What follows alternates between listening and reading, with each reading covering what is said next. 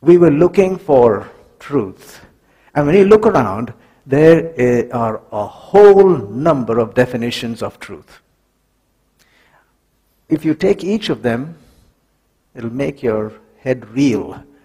What I did was look at it historically. Historically, there are three concepts of truth. Number one, traditional.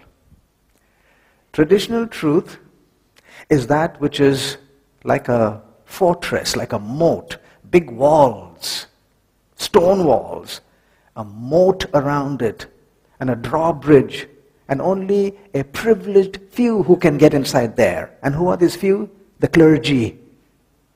They can get inside there and then come out and tell us poor commoners what is inside there and how those mysterious pages apply to us. Traditional truth. Next is modern or scientific truth. A few hundred years old, scientific truth says, why should the clergy alone have the right to tell us what is truth? We'll look for truth ourselves. And they formulated what is known as the scientific method.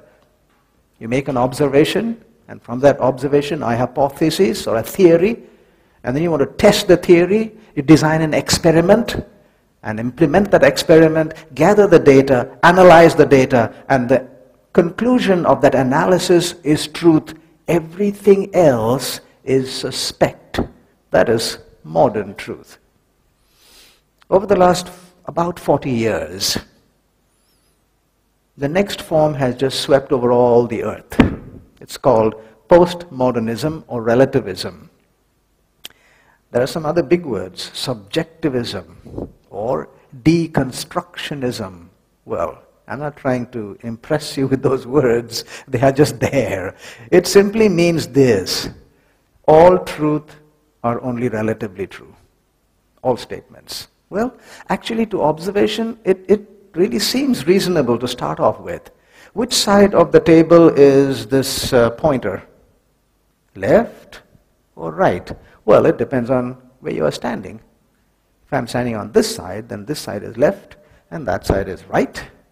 If I'm standing on that side of the table, then the same left side becomes right and the right side becomes left. So your next question is, well, which is this side of the table and which is that side of the table? If you're standing on this side, then this side is this side and that side is that side. But if you're standing on that side, then this side is that side and that side is this side. Yes, it really is true. And so we say, well, everything that we talk about is just that way. There is no such thing as an absolute truth in the sense that it will form a reference point. You can tether the rest of your statements or your activities to that point. No, there's no such thing. This is what they say. So when I looked at these three, I first looked at the traditional truth and I was horrified. Dismal picture: corruption, treachery, torture, murder, crusades like the crusade jihads, inquisitions. Religion has a checkered history and some of it is reprehensible. I said, woo, who wants that kind of a stuff? Let me go to modern truth. It's a good process because they look for what they call facts, evidence. And some of those facts, they do their mathematical calculations to the 5th and 6th decimal points. Very impressive, but completely out of its depth in the face of what I was searching. Essence of life, death, religion, God. In fact, it denies the existence of God. As a philosophy, science says there is nothing supernatural. So I was stuck with that. It's not going to help me. I went on to postmodern truth or relativism. It's very broad and peaceful. You have yours, I have mine. I scratch your back, you scratch mine. And we'll get along okay. But when it came to absolute truth, it made an uncompromising stand. There is no such thing as anything known as absolute truth. Everything is only relative. So what is absolute truth? Now we're not talking about absolute in the sense of all knowledge. We are talking about that which can form a reference point in our existence. So absolute truth for us must be defined before we carry on. And here's a definition I found, and I think it is quite reasonable. What is absolute truth? That which is valid for all people, in all places, at all times. So in our existence, that will be called an absolute truth. And relativism says there is no such thing as absolute truth.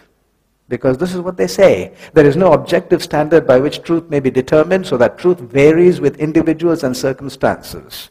Or there is only one principle that can be defended under all circumstances and in all stages of human development. It is the principle, anything goes.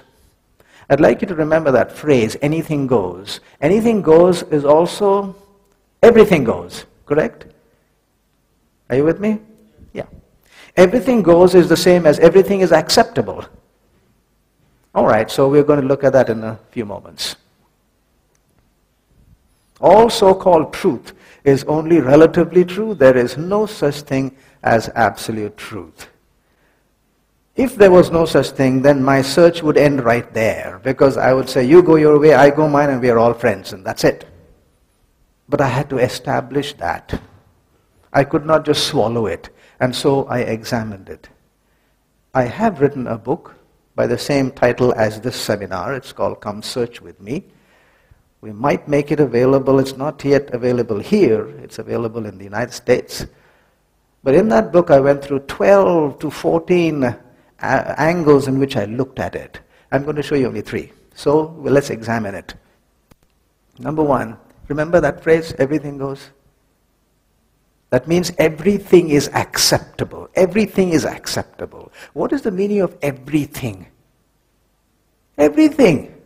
All that you can think of. Anything that's within our sphere of existence.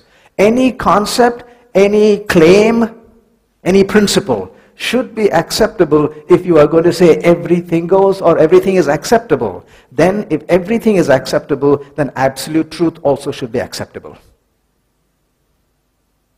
And once you have one absolute truth, out goes relativism. No fixed meaning. Remember, right or left? I don't know. This side or that side? Who knows? That depends on something else. So there is no fixed meaning in any of the words. Up might be down, down might be up. Let's form a sentence with that. There is no fixed meaning in this word. There is no fixed meaning in this word. Do you know something? That sentence requires a fixed meaning to tell me what it's saying. Yes, it does. It requires a fixed meaning. There itself you see that it is a self-defeating proposition. The third one is an illustration. It's an illustration of 2 people talking. Now, relativism says that all statements are only relatively true. Now you answer me. If all statements are only relatively true, they are also relatively false. Now where are we going to go? Here's a conversation between 2 individuals who are trying to decide whether man did really go to the moon. Yes, they went to the moon. Of course they did not. I saw it on TV. Hey, it could be relatively true or relatively false. It could be a studio stunt. No, it was on the headlines. Hey, the headlines could be true or false. No, my teacher said that the headlines were okay. Well, your teacher could be stating that which is relatively true or relatively false. Now, my dad said my teacher was reliable. Well, your dad may be saying that which is true, or he may be saying that which is false. Hey, I know my dad. Well, you might know your dad, but you might not know your dad. I know what's in my mind. Oh, you might know what's in your mind, but you might not know what's in your mind. I'm talking about myself. You might be talking about yourself, or you might be talking about somebody else. Look, quit. Please quit. this silly, nonsensical talk. Okay, I'll quit. But that does not mean I'll quit. And we kind of smile. It's an illustration. But I would like you to observe one thing during this conversation. The first question was, did man go to the moon? Did he really step onto the moon? And every subsequent question and a response was taking one step further and further away from the original question. By the time you went to the third level, you had no hope of ever coming back to the first. In other words, if relativism is the norm, which itself is an oxymoron, then you can only have questions in your existence. You can never have answers. Are you with me? You should never go to school because your professor or teacher may be bluffing you wholesale. And if he really is referring to a book, well, the author of the book may be doing the same thing. You can't even buy grocery because you don't know what's inside there. You know, some of you look at those labels on the bottles, you know, how much of this and how much of that. How do you know there's all there inside there? You're not supposed to buy anything. If relativism is the norm, we are stuck. Where are you going to meet me? In other words, another illustration. If I tell you, let's meet 150 feet to the left of the Boeing 747. And we say, the next question, where is the Boeing 747? It left 2 hours ago from Brisbane on its way to Los Angeles. Now where are we going to meet?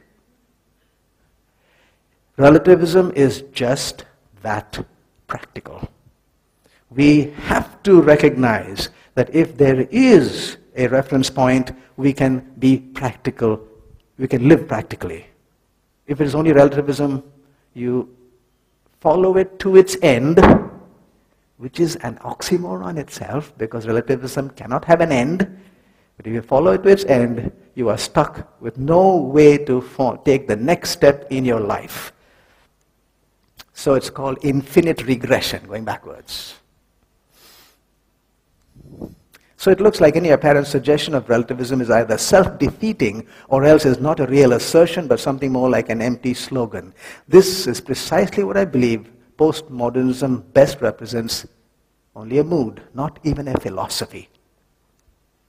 To say it's true that nothing is true is intrinsically meaningless nonsense. The very statement there is no absolute truth is an absolute truth, because you are making an all-encompassing statement. The medieval heritage, well. So right at this point, I was in an intellectual bind. I had turned my face away from traditional truth.